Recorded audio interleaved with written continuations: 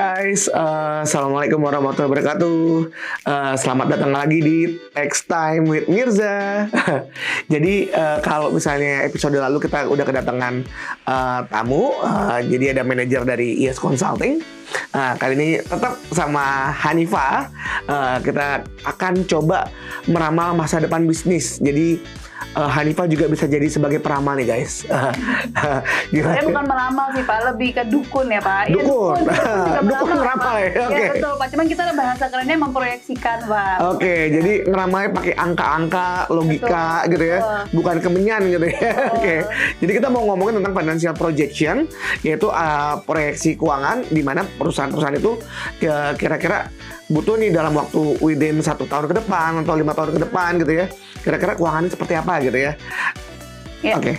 Sebenarnya banyak orang itu yang berpikir mungkin ya jasa konsultan itu tuh mencakup di perpajakan aja ya Pak. Maksudnya ya emang jasa konsultan itu lebih banyak di pajak, tapi ternyata accounting itu cakupannya lebih luas lagi. Dia tidak cuma accounting, tapi juga ada financial projection. Kita memproyeksi kinerja keuangan perusahaan tuh nanti akan seperti apa di masa depan. Gitu. Oke, jadi Iva selain ngerjain perpajakan, betul, jasa akuntansi juga ya. Salah satunya ini adalah bagaimana laporan keuangan itu akan kita proyeksikan gitu ya. Betul. Oke, gimana ceritanya nih Pak? Awalnya saya pikir tuh financial projection ini tuh sesuatu perkara yang ribet. Ternyata ketika di jalan, fun gitu. Ternyata ya kita tuh nggak cuma ngomongin pajak, tapi kita juga merancang gimana nih perusahaan dalam pengambilan keputusan, manajemen strategik, lalu juga bagaimana perusahaan ini mungkin dari yang tadinya rugi, dia pengen nih suatu saatnya dia pengen untung, tapi gue harus gimana? Maka dari itu dibutuhkan yang namanya financial projection, Pak. Itu ibaratnya kayak peta jalan buat company gitu ya. Jadi roadmap-nya kayak Google Map lah guys. Google Map buat perusahaan biar nggak nyasar gitu ya. Oke. Ya bisa dibilang mungkin ya roadmap Pak, bisa dibilang kalau misalkan kita nggak punya arah yang pasti, gimana kita mau buka cabang, kita maksain buat buka cabang, sedangkan cash flow kita lagi seret saat itu. Jadi jangan sampai mau ekspansi, tapi nggak mikir duitnya dari mana. Betul, gitu kan. Pinjaman, tapi kalau lihat dari arus kasnya, nggak mungkin kita bisa bayar pinjaman itu. Exactly. Jadi kadang-kadang kita akhirnya financial projection itu untuk mengukur seberapa kuat sih gitu ya. Kalau kita mau ekspansi, ya udah ekspansinya nggak usah banyak-banyak gitu kan. Mungkin tahap pertama ini ya 1 cabang dulu, tahap kedua baru 5 cabang dan seperti itu ya, step by step ya. Jadi jangan langsung brek tiba-tiba tutup gitu kan. Atau itu memang memang tidak ada financial projection atau mungkin cuma sekedar buat ini doang tanpa arah ya, menjalankan bisnis tanpa arah. Menjalankan bisnis tanpa arah gitu ya. Jadi curiga kita kan nantinya kan. Oke. Nah, jadi buat yang belum paham financial projection itu kira-kira in simple itu gimana sih Pak? Sebenarnya kalau untuk financial projection itu sendiri Pak, misalkan dari awal saya mendirikan perusahaan, itu saya kan harus memperkirakan ya kira-kira modalnya berapa yang saya butuhkan. Ya, lalu saya juga harus mengasumsikan nih kira-kira barang yang saya jual lakunya berapa, pendapatan, modal, pokoknya semua item di laba rugi, dan modalnya nih kira-kira menutupi nggak cuma laba rugi, berarti neracanya juga gitu ya. Juga kita sudah memperkirakan di situ. Suatu saat misalkan saya ngerasa keuangan saya sehat-sehat aja, saya ngerasa gitu. Tapi saya lupa memperhatikan arus kas saya di situ. Sampai akhirnya tanpa saya sadar, saya mungkin panic buying, saya langsung buka cabang, saya dari situ, duitnya nggak ada nih, Bu. Tapi saya ngotot untuk ngambil pinjaman di bank, tapi saya sendiri nggak mampu untuk membayar itu. Jadi kita juga ngukur diri gitu ya, dengan adanya financial projection ini jadi mengukur diri dalam pengambilan keputusan. Jadi roadmap ini bukan karangan bebas ya guys. Jadi itu adalah bagaimana kita ngeramal itu berdasarkan data-data empiris penjualan gitu ya, dimana kita nanti bisa mengukur ternyata penjualan segini cuman cukup untuk membiayai kalau misalnya kita mau mendirikan cabang kedua, cabang ketiga sampai berapa banyak gitu kan. Jadi biar nggak sampai ngos-ngosan juga.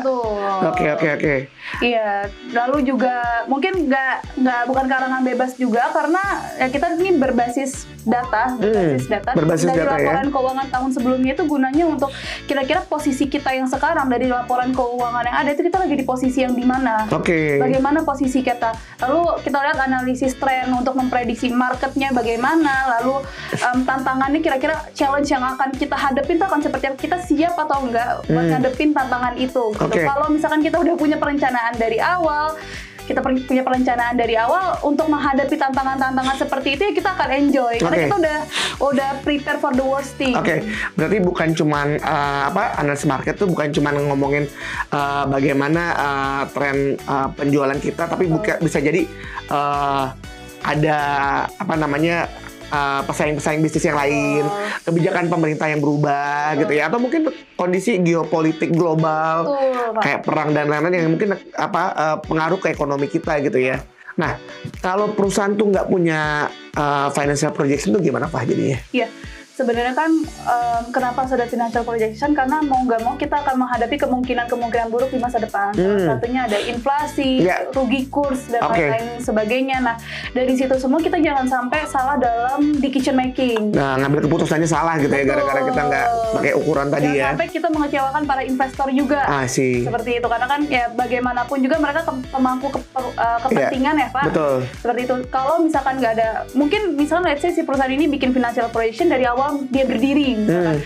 Ya kira-kira kita salah atau tidak ya menaruh saham di perusahaan ini, sedangkan perusahaan ini udah pikirannya udah panjang banget, dia udah looking forward gitu ya, one step ahead.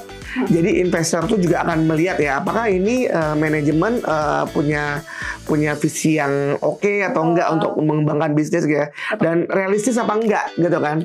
Realistis itu dalam arti hitung-hitungannya mau ekspansi gitu kan, misalnya mau membiayai sebuah usaha itu berdasarkan data-data yang ada apa enggak, atau cuman ya udah gue pengen bikin A, gue pengen bikin B tapi ngos-ngosan nanti gitu ya. Nggak punya rencana yang matang, jadi nggak bisa bayar nantinya. Jadi ibaratnya kayak kita nih mau masak rendang, tapi nggak tahu resep-resepnya butuh santan gitu ya. Ada rempah-rempahnya apa aja gitu ya. Atau mungkin dagingnya kurang matang gitu kan. Gitu ya. Persis Pak, karena kalau misalnya mungkin projection itu bisa dibilang rendang ya, tapi modalnya itu dari mana? Dari santan, dari mecin, dari yang lain-lainnya sampai bisa si rendang itu jadi sebuah makanan yang ready to serve. Betul. Siap. Jadi langkah-langkah bikin financial projection gimana nih Pak? Biasanya kalau misalkan untuk financial projection itu sendiri kurang lebih ada 5 langkah. Ada 5 langkah. Yang pertama itu mungkin kita mengumpulkan data-data historis atau sampai tahun sebelumnya. Di situ kita lihat dari pendapatannya dia, biayanya dia, pokoknya intinya semua elemen di laporan keuangannya mereka. Lalu setelah dari itu kita melihat dari analisis tren, yaitu tren pasar kira-kira kita lihat pola fluktuasinya dia, naik turunnya dia dari sisi penjualan, lalu biayanya mereka bagaimana, dan juga penempatan marginnya mereka berapa di situ. Lalu kita buatkan asumsi, misalkan perkiraan akan ada pertumbuhan sebesar 20% atau 10%, atau di samping pertumbuhan ada inflasi juga sebesar 5%. Jadi pertumbuhan dari internal perusahaan. Betul. Juga ada pertumbuhan ekonomi Indonesia misalnya gitu ya. Betul. Yang mungkin berdampak bagi perusahaan seperti inflation rate gitu ya. Lalu setelah dari itu ya kita lakukan review, lalu kita sesuaikan dari semua gosip-gosip yang ada, yang ada. Kalau misalkan ada perubahan pasar yang lumayan signifikan. Ya agak kebayang dikit nih Pak. Kira-kira bentuknya nanti kayak gimana nih? Bentuk akhirnya tuh dari financial projection? Ya Pak, mungkin simpelnya itu adalah misalkan Tegar sama Rada pergi ke kondangan. Tegar sama Rada pergi ke kondangan. Pernikahan saat itu, tapi kan nggak mungkin ya uang itu langsung ada saat itu. Mereka harus step by step untuk bisa mencapai target modal berapa yang mereka butuhkan untuk bisa bikin acara yang mereka mau, wedding dreams-nya mereka. Jadi Tegar sama Rada mau bikin resepsi pernikahan, mau di hotel hotel mana Iya. gitu ya, mau ngundang berapa Betul. banyak orang, mau pakai vendornya siapa, Iya. bajunya mungkin pakai Anna Avanti gitu ya. Betul. Dan apa namanya, cateringnya pakai apa nih, catering yang Alfabet, lainnya. Oke.